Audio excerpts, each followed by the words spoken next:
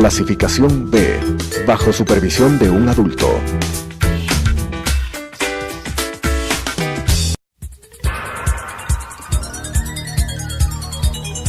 Las opiniones vertidas en este espacio por la producción y dirección del programa son de exclusiva responsabilidad de sus autores y de quienes intervienen en ellos.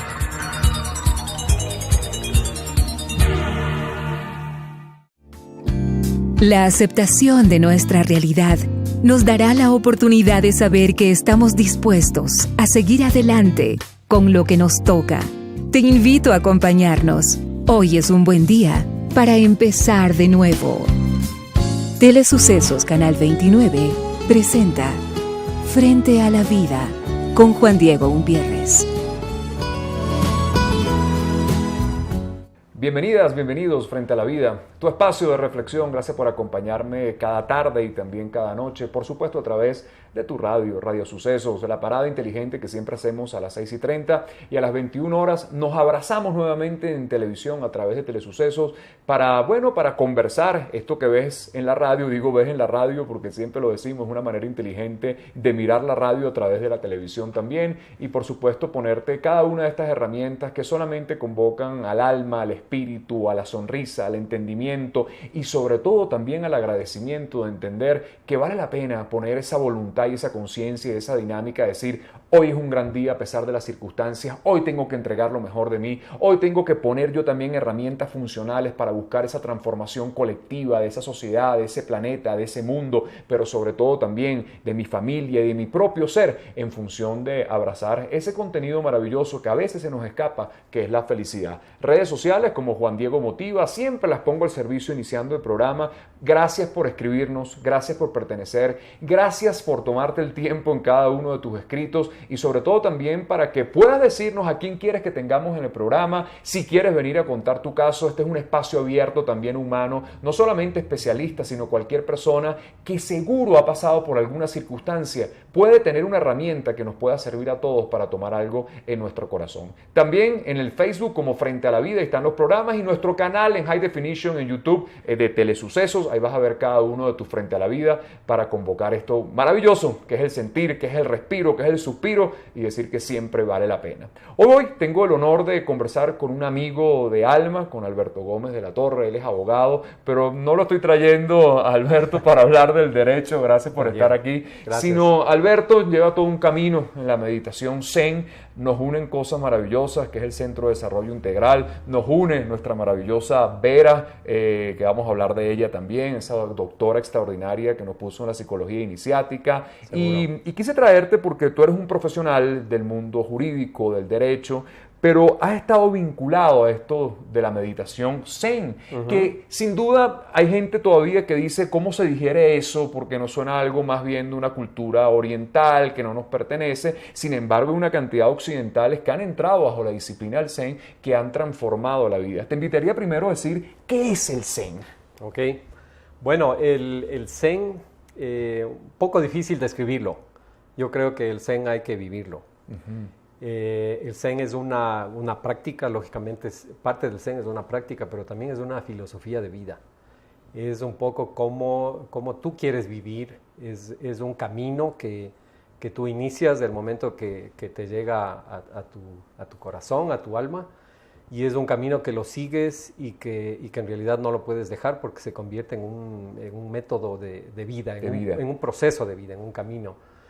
El padre Marco Vinicio Rueda, que quizás tú lo conoces o le conociste o has escuchado de él. Fundador también. Fundador del CDI. Con la Vera. Él decía, el Zen es un camino sin retorno. Es algo que te topa el alma y que desde ese momento no lo puedes dejar. Fíjate que me llama la atención porque el padre, un religioso católico, ¿no? Así es. Y pareciera que en algún momento esto no pudiera tener como enlace, como matrimonio. Correcto. Pero sin embargo, un hombre religioso dentro de lo católico asume también la cultura oriental y el Zen como una alternativa. Claro, y la asume con una seriedad, con una entrega absoluta, ¿no? Para quienes tuvimos la suerte de conocerle al padre Marco Vinicio Rueda, un sacerdote jesuita, fue una autoridad dentro de su comunidad, y él a la segunda etapa de su vida, que él decía, estoy viviendo en la posvida, le toca el Zen. Tuvo la oportunidad de conocer a un maestro japonés en Francia, y él inicia este camino, ¿no? Y lógicamente él tenía un poco que conciliar, siendo él religioso y habiendo sido provincial inclusive de los jesuitas, él tenía que conciliar los dos caminos, y lo hizo, ¿sí? Él adoptó la meditación Zen a lo que podía hacerse dentro del catolicismo, y él le llamó la meditación integrada, que lógicamente tenía un principio totalmente Zen y un principio católico. Y bueno, el Padre Marco no es la única excepción, hay varias eminencias en el mundo que tienen una trayectoria católica y una trayectoria Zen, y el Padre Marco la conjugó eso, y bueno, y nos inició en el camino a muchos. Ahí quería preguntarte, o sea, ¿qué lleva a Alberto a tocar el Zen? O sea, siempre uno que tropieza con algún tipo de disciplina, y tropieza en el buen sentido de la palabra, hay algo en la vida que en algún momento se nos extravía, alguna ruptura, algo de las estructuras que creíamos seguros, se nos sale. Digo que es como el equilibrista que a veces se le va la pierna y siente que va a caer. ¿Qué te convocó a entrar dentro de esta disciplina maravillosa? A ver, yo creo que en la edad universitaria, y bueno, cada uno tiene su proceso.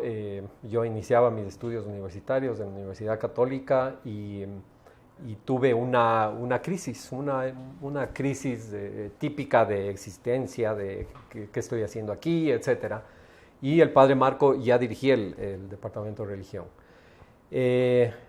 Para mí esto era una cosa, la meditación integrada, me habían invitado unos amigos, unas amigas, y fui a ver una meditación, y para mí era una cosa totalmente extraña, ajena a lo que yo había estado acostumbrado de acuerdo a mi educación, a nuestra cultura, etc.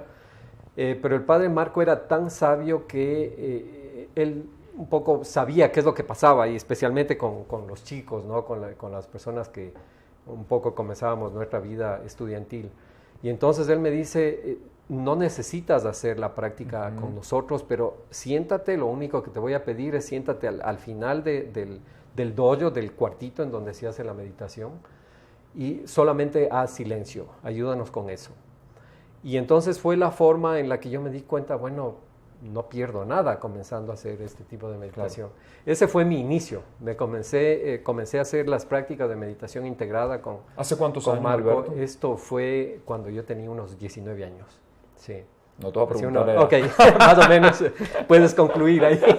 Okay. Sí, pero iniciaba yo la universidad. Y además es contradictorio, porque usualmente cuando uno está en esa edad universitaria, uno está en un agite de la vida que cree que se puede llevar el mundo por delante, y que uno es el héroe de todo, ¿no? Sí, pero convocarse a una edad temprana, a los 19 años, para entrar dentro de un proceso de encuentro con uno mismo, es todo un trabajo, ¿no? Sí, y el Padre Marco tenía esa facilidad de convocar a los estudiantes, tenía un sentido del humor, y él un poco ocupaba esa imagen paterna, ¿no? que a veces nos hace tanta falta en esas épocas de la vida.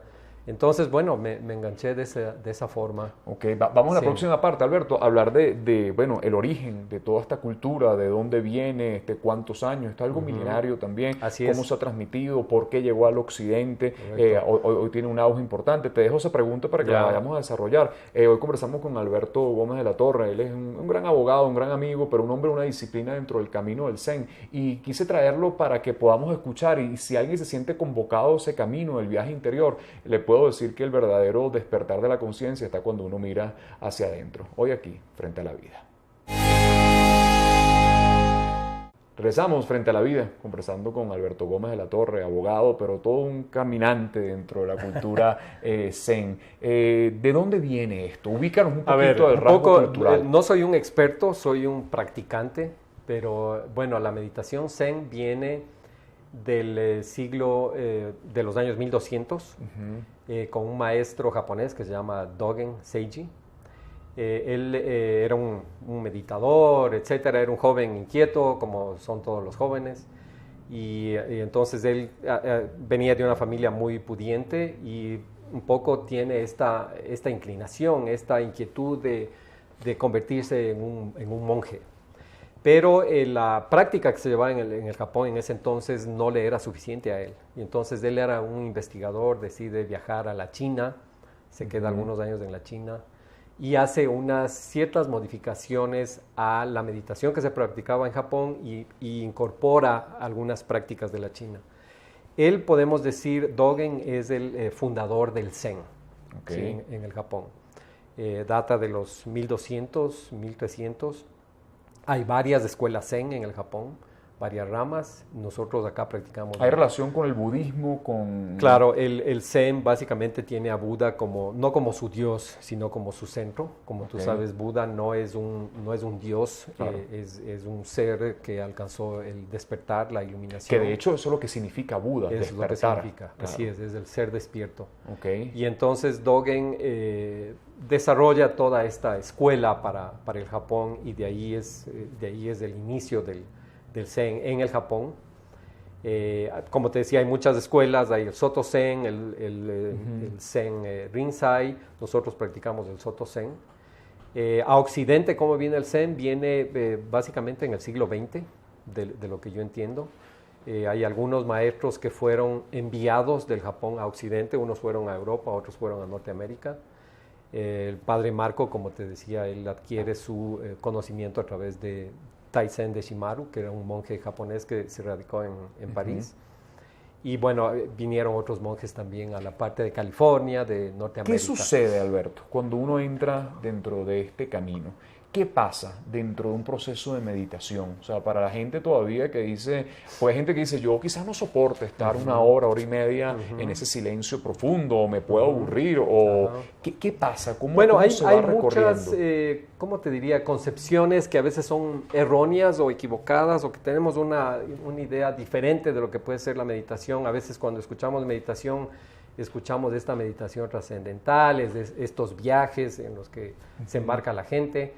La meditación Zen no es nada de eso, es más sencillo de lo que uno cree, ¿no? Más sencilla de lo que uno cree, pero al mismo tiempo es difícil.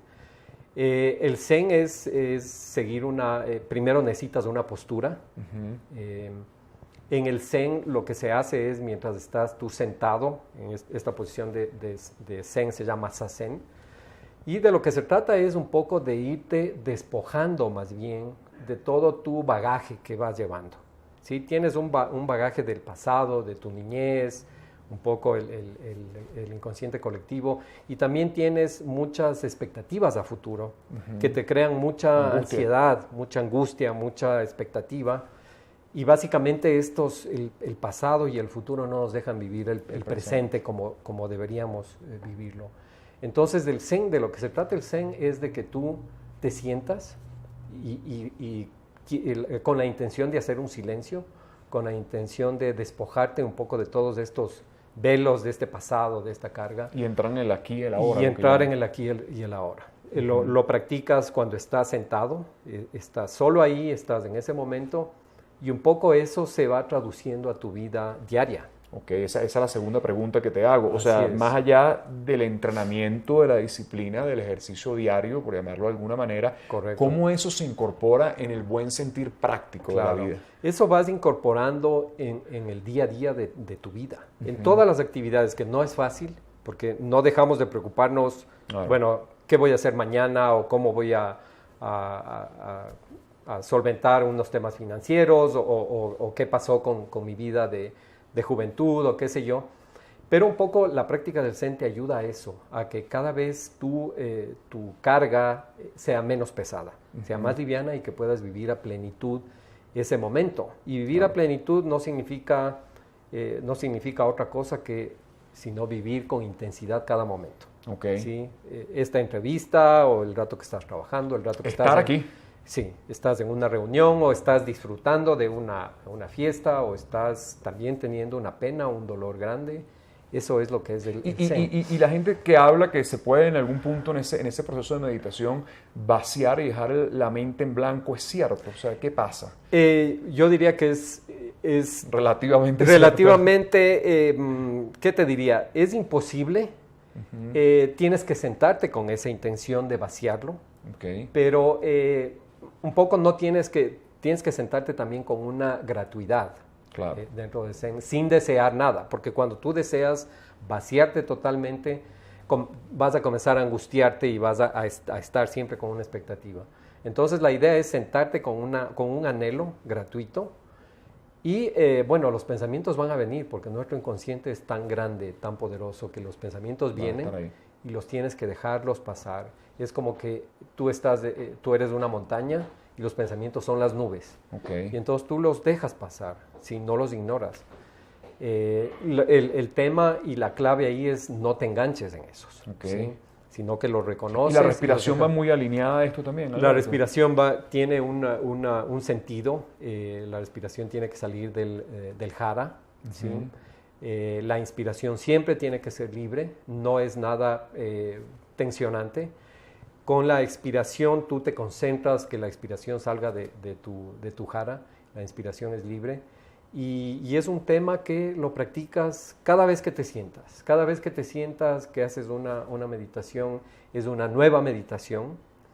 Un poco los maestros de Zen te aconsejan que siempre tienes que tener esta mentalidad de principiante. Okay. O sea, en realidad no tienes que convertirte en erudito. Siempre te sientas con ese anhelo de ser la primera vez que lo haces. Qué hermoso, qué hermoso. Sí. Vamos a la última parte del programa, Alberto, a hablar de cómo tienes que ser la rutina de esto para que tú mismo invites a hablar del CDI, el Centro de Desarrollo Integral, donde hay un centro también de meditación. Correcto. Y convocar al público también, porque esto nos lleva siempre un camino de tranquilizarnos un poco en la vida, que es lo que nos hace falta. Hoy conversamos con Alberto Gómez de la Torre, hablando de todo lo que es la cultura, del Zen, de la meditación, y sobre todo llevarte ese suspiro maravilloso aquí frente a la vida. Regresamos, conversamos con Alberto Gómez de la Torre. Hoy no lo trajimos como jurista, sino como meditador, ¿no? ¿Cómo es la rutina, Alberto? Ahora que me encantaría que tú invitaras a la gente para que eso se sintiera por lo menos convocada para probar de qué se trata esto, ¿no? ¿Tiene que hacerse todos los días? ¿Qué recomiendas tú? A ver, primero, el Zen no hace una promoción del Zen. No existe un proselitismo en ninguna parte del mundo del Zen. Es el momento en que le toca a una persona. Pero lógicamente no podemos dejar de invitar y todos tus amigos, toda la audiencia está invitada. Es que mucha gente puede sentir que le falta una herramienta en la vida y dice, quizás esto pueda ser un camino para transformarlo. Correcto. ¿No? Y para comenzar te diría, no se necesita de ninguna experiencia.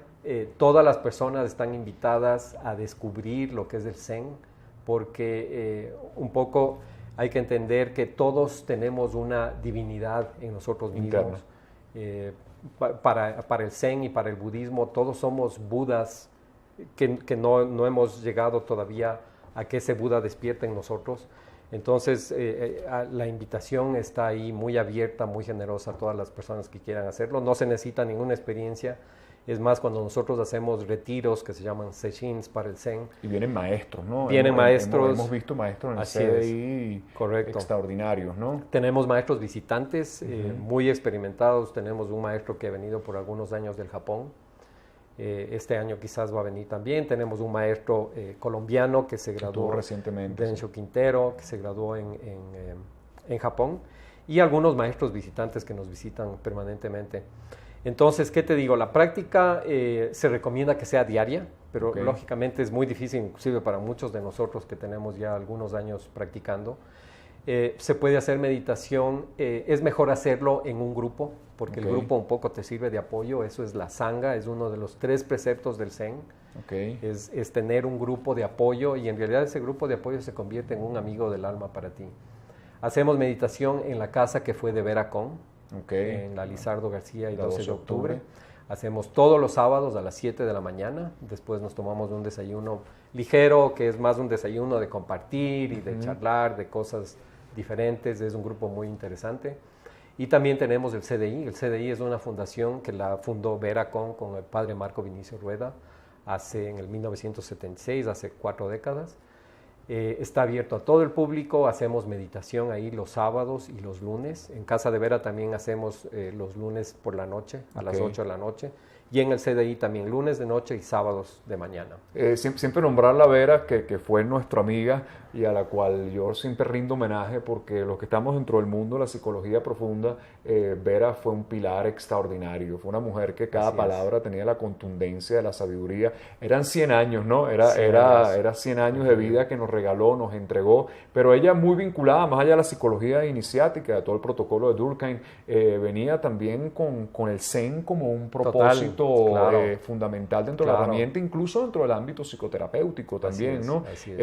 Y nos dejó ese centro de desarrollo integral, que es un sitio en Tumbaco que merece la pena visitarlo, porque siempre pasan cosas extraordinarias, ¿no? Interesantes. ¿Qué tenemos ahorita en el CDI? ¿Cómo nos podemos acercar al CDI? ¿Cómo podemos convocar un público que está en la búsqueda? El CDI, tenemos una página web para la gente que esté interesada, es cdicaminointerior.com. Tenemos ahí nuestro coordinador, por favor llámenle, mándenle un email, en nuestra página web están nuestros teléfonos. Es un lugar muy lindo, rodeado de jardines, tenemos un albergue, tenemos un dojo maravilloso, un salón principal para hacer todo tipo de talleres en la línea que pensaron los fundadores. Es un centro que está abierto absolutamente a todos. Vera tenía un fuerte componente Zen, como tú sabes. Ella lo adquiere a través de Durkheim, un psicólogo alemán, y también en eso coinciden con Marco Vinicio Rueda, y los dos fundan el Centro de Desarrollo Integral, que está para todos y que un poco ha sido el legado para quienes estamos ahora en la dirección. Y un poco ha ido estos años luego de la partida de Vera, un poco ha querido abrirse al público y está ahí presente. Tenemos muchas actividades. Ahora en verano hay un curso de verano para los pequeños. Normalmente el CDI funciona con el año lectivo, con mucho más actividades desde septiembre hasta julio. Tenemos las visitas de los monjes, como tú lo has dicho. Tenemos constelaciones familiares con Christiane Woodward, que es una gloria, es una mujer que, si alguien sabe de constelaciones, ella, y viene un par de veces al año, ¿no? Sí, a entregar talleres. Vive en Alemania, viene un par de veces al año. Tenemos talleres de yoga, tenemos talleres de escritura creativa, etcétera. Y la meditación. Y la meditación como una actividad permanente que no se para, inclusive en el verano. ¿Qué días La meditación es los lunes a las 8 de la noche y los sábados a las 7 de la mañana. Ese es el horario ahí. Y toda esa información la encontramos en esa página web cdicaminointerior.com para que vean todas las actividades. Ese es un sitio que cuando uno llega... Bueno, primero los que fuimos cercanos a la Vera, uno siente la presencia de la Vera como una fuente energética, pero es un sitio que nos pone en eso que tanto necesitamos. ¿Cambió tu vida el Zen? Te lo pregunto. Cambió mi vida, el Zen ha cambiado mi vida definitivamente, y el centro de alguna forma también. Sí. El Zen es un camino del que, como te decía, no te puedes alejar. Así es. Y que en momentos llega a ser un poco algo esencial para tu vida, que vos dices, ¿qué hago si no tendría el Zen? Así es. Es tan fuerte para la vida que lo tomas desde ese punto de vista. Y convocarnos a nosotros mismos, que al final tenemos la responsabilidad de dirigir nuestro destino. Correcto. Así es. Gracias, Alberto, por haber estado frente a la vida. Gracias por invitarme. Tu casa siempre, ¿viste? Se te quiere. Hoy conversamos con Alberto Gómez de la Torre, un gran abogado, pero lo traje en el camino de buscar que si todos queremos llegar a ese hallazgo de encontrar nuestro corazón bajo una disciplina hermosísima que es el Zen, una disciplina, de muchos años, que tiene la sabiduría dentro de eso que llamaría Jung el inconsciente colectivo. Cuando uno se sienta con alguno de estos maestros, uno siente que no solo es maestro, sino lo que arrastra de ese pasado de sabiduría es extraordinario. Y si estás buscando algo en tu vida para convocarte, para eso, hallar sonrisa a través del entendimiento que en tus manos está la responsabilidad del cambio, del sendero que te conduzca a la felicidad, te invito a la meditación también para abrazarnos en el buen sentir de la vida. Hasta un próximo Frente a la Vida.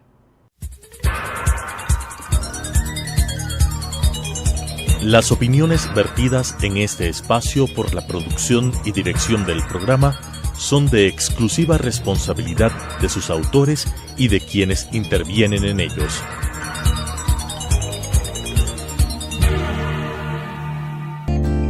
Los triunfos no se miden por las victorias. Habrá derrotas que más temprano que tarde agradeceremos y evaluaremos como éxitos favorables. El tren pasa siempre, mientras estemos despiertos, frente a la vida. Nuestra cita mañana 18:30 en Radio Sucesos. 21 horas por Telesucesos.